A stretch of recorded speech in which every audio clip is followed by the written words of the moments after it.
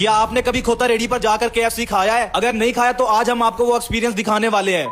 आज जैसे ही घर से बाहर निकला तो सब दोस्त पहले से तैयार खड़े थे। मैंने पूछा कहाँ जा रहे हो, तो वो बोले KFC खाने जा रहे हैं। और जैसे ही घर से बाहर निकले एक दोस्त ने अचानक ऐलान कर दिया, भाई आज हम KFC बाइक पर नहीं खोता रेडी पर जाएंगे। बस फिर क्या था, सारा प्लान ही बदल गया और हमें ढूंढना था खोतों के साथ एक अदद खोता। बस फिर हम निकल पड़े पूरे इलाके में और हर बंदे से एक ही सवाल किया, चाचू जी खोता कहाँ मिलेगा? तो इतने में एक शख्स बोला, क्यों आप खोता क्यों ढूंढ रहे हो और आप इसका क्या करोगे? इतने में अहमद आ गया और उसने ऐसा फनी जवाब दिया कि सब हंस पड़े। आज खोतों की बोली लगानी है, 3 लाख से स्टार्ट करेंगे, 10 लाख तक लेके जाएंगे। क्या पा रही है?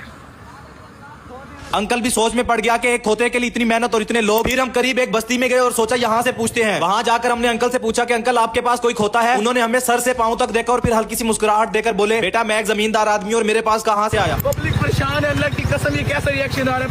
3 बाइक आ रहे हैं, खोतों की बोली लगा। बहुत से लोगों से पूछा लेकिन खोता तो मिलने का नाम ही नहीं ले रहा था। मिले खोता नहीं मिल रहा, खोता कोई माल नहीं, खोता नहीं। फिर हम करीब में रहने वाले खाना बदोश लोगों के पास भी जा पहुंचे। अच्छा लाभे से खोता घंटों हो गया, सोचा कि शायद इनके पास कोई मालूमात हो कि इधर ही मेन रोड पर आप नजर रखो, आपको कोई ना कोई खोता मिल जाएगा। खोते को ढूंढ रहे हैं क्योंकि उस खोते पर आज हमने जाना है KFC पर। खोता पत्री कहाँ छुपा हुआ है यार? खोते को ढूंढते ढूंढते हम 10 किलोमीटर दूर तक निकल आए लेकिन खोता तो मिलने का नाम ही नहीं ले रहा था। रास्ते में हमें एक बैल वाला नजर आया और हमने उससे पूछा कि भाई आपकी नजर में कोई खोता रेडी वाला है? तो उसने कहा थोड़ा और आगे जा। आगे गए तो हमारी नजर पड़ी भेड़ बकरियों वाले चाचू पर। फिर हमने फौरन उससे पूछा, खोता चाहिए। हाँ, हम न जाने कितने लोगों से पूछ चुके थे हर गली हर मोहल्ले में, लेकिन जवाब सबका एक ही था, नहीं। आखिरकार 5 घंटे पूछ गछ करने के बाद हम खोता रेडी वाले के घर पहुंच ही गए।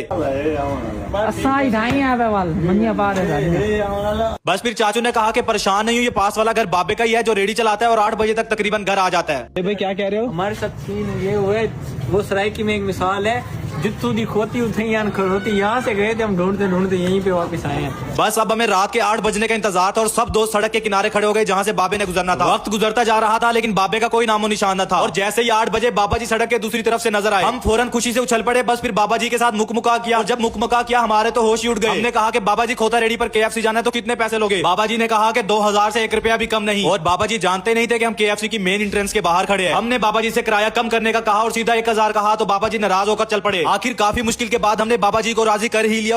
हम लोग जा रहे हैं खोते के ऊपर KFC।